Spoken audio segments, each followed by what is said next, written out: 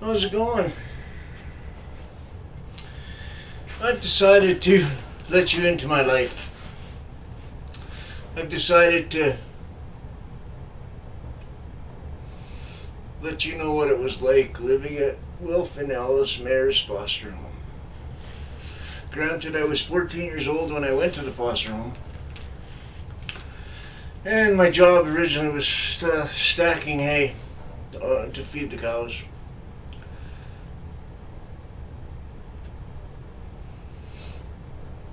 And I lived in fear. All the time, fear. Always worried, always scared. I remember when I ran away for about a year and a half, 2 years. Every time I seen a Chevy van,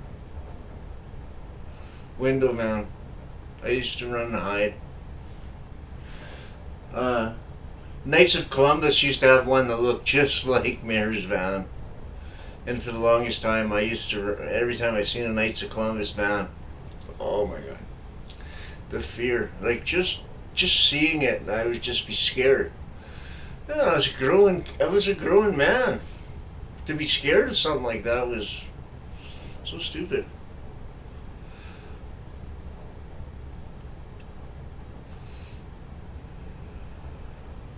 I remember Sandy and Carol.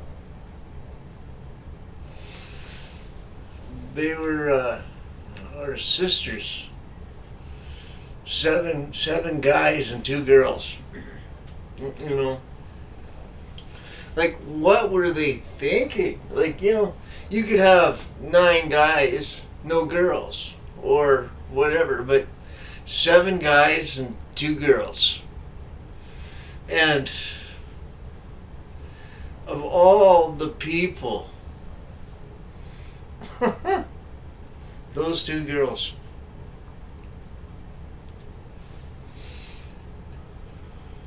Carol Enslin, she was put out mares because she used to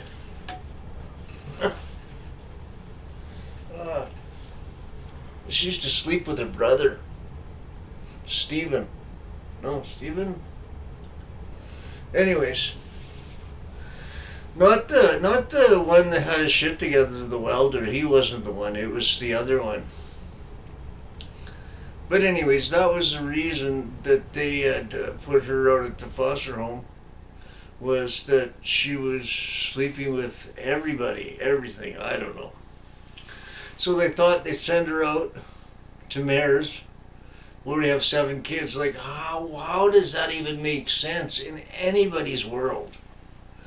You send this girl who's sleeping out to this foster home with all these boys.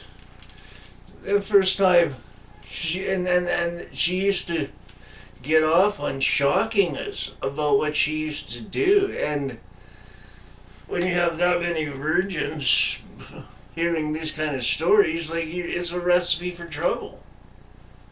And yeah, this some of the stuff, man. I remember when Barry Godley told Mrs. Mayer that she was going to have to stop having anybody get beat because the bruises that was accumulating on the kids and was getting noticed, right? And even though Wilf Mara was on the school board district number 4, and those complaints just sort of ended right there, but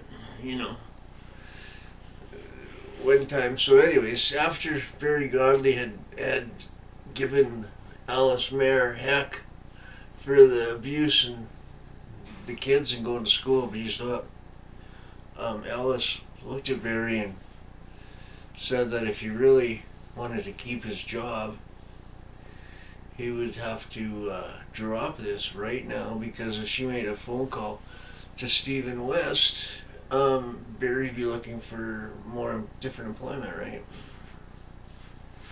Like it's one thing to have rules and regulations, but when these people are above the law, like for the longest time, they really couldn't do nothing to mares because I was out there, and the whole purpose was the contract and Dad's will in Part 5, and how they would sign stuff out of Dad's will and for my benefit, right? So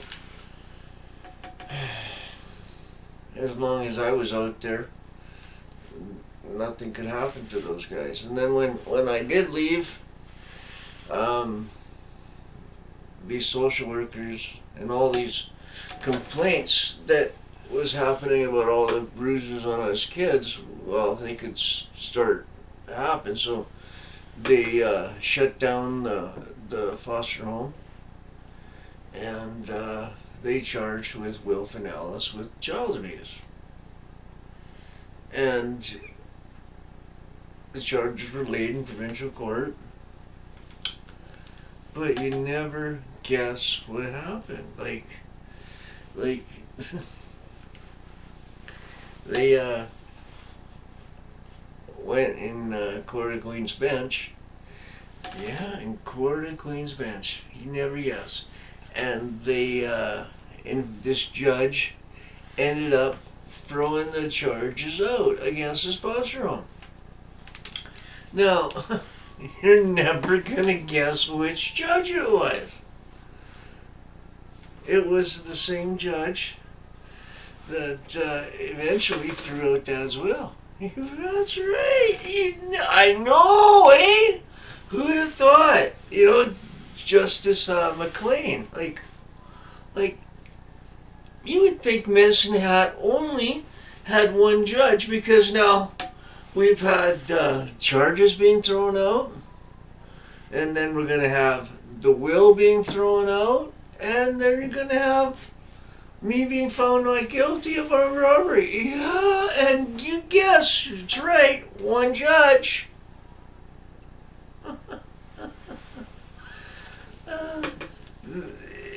You know, you would think that they didn't want to investigate this, and that there's a whole bunch of money that is unaccounted for. Sure, the codicil was basically a band-aid and trying to make everything look feasible, but that really what these people, they manipulate the rules to fit their criteria.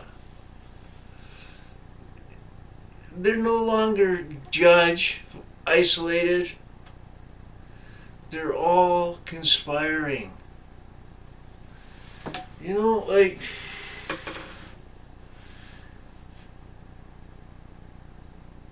and then when I finally figure out what was hidden from me, that Harry Viner is my dad, it's like something that can't happen, because it doesn't, rules go out the window when that's involved.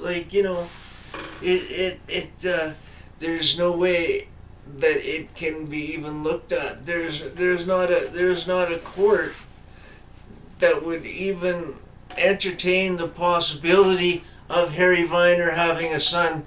Not just the fact that Jack Austin had Don McLean throw that will out, saying it was the senile wishes of a crazy old man. Now, in a normal circumstances, when you have a person like Dad, who at the same time frame was getting international businessman with the and then all of a sudden they say he's a crazy old man, and the fact that he's got a son, and that first off, the problem with that Jack Austin's wife, Renee Viner, she can't afford to have Dad have a male heir, because that would just basically bump her out of her and her sister out of the inheritance. But yes, Dad had a son. Dad had royal blood. And as much as you hate to admit it, the son has royal blood too, and he's not a senile old man, and it's not crazy wishes. It happens to be a covenant between God and King David that was supposed to fulfill in the last days. And Jack Austin and the Canadian government have basically tried to hide the fact of this will, and they've done everything in their power to hide evidence of it. And then when Jack Austin and Don McLean used the Court of Queen's Bench and Medicine Hat to throw out Dad's will, and then Pete Vanderham, on top of all this happening, he tells the sisters not to pay the property taxes. So what happens when the city doesn't get property taxes? They go and confiscate the property. And it's not just like one piece. That property was never ever subdivided. It was the original quarter section that became Lions Park and Police Point. All that area. But now that all the lifetime interests that Dad had set up, that Medicine Hat can use that property, doesn't need to follow Dad's rules no more, because of Pete Vanderham's advice when he was supposed to be selling the property. There was all these rules and regulations that they didn't want to continue, and those rules and regulations would have unmasked his son, me. But instead, they thought it would be better to hide all this stuff, so they stopped paying back taxes, and all Dad's lifetime interests were taken out of play. And the city acquired gas wells and all things that were not meant for the city. It was all meant to basically fund all Dad's lifetime interests and non-profits that he had set up, and it was all set up to, but no. These people decided to destroy everything Dad set up, throw out the will, and basically destroy what Dad set up for his religion to unveil his son as the next king of Israel. But that's not going to happen because man decided to abuse the process. And even the money that Will Finalis made my aunt sign over, I never received it. It's still in trust. And all the stuff that was of the will was in trust. And Will Finalis even hid the fact that Harry Viner was my dad. So how can anything pass normal situation when basically everything Dad set up for me was abused by the lawyers that set it up for him, and it's for God to straighten out. Because basically the abusive process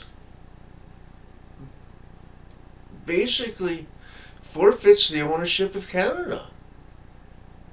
And not only do they steal my money, when all the interest comes back, I believe they forfeit the right to even to exist on their own. I believe that I have the right to confiscate Canada. And I'm sorry, but when you abuse your privilege and you steal what my dad had set up after all he did for Canada, after all he did for Medicine Hat, and you treat him like that, whatever happens, happens. And there's no way that I should have to take the fall for that crime. Thank you. You have a great day, and God bless. Because I know He's in control, and it really doesn't matter what's on pen and paper, who owns what. When I challenge all that stuff that was falsely probated, nobody's going to own what they think they do.